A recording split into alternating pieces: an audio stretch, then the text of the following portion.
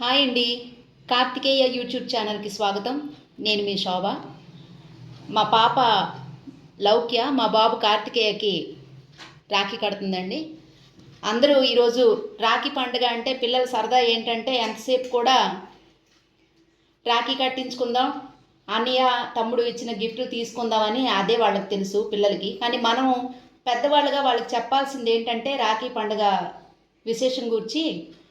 అన్నయ్య ఎప్పుడూ కూడా రాఖీ కట్టించుకున్న అన్నదమ్ముడు చెల్లికి కానీ అక్కకి కానీ జీవితకాలం నేను నీకు రక్షణగా ఉంటాను అనేది ఈ రాఖీ పండుగ విశేషమని మనం పిల్లలకు తెలియచెప్పాలండి.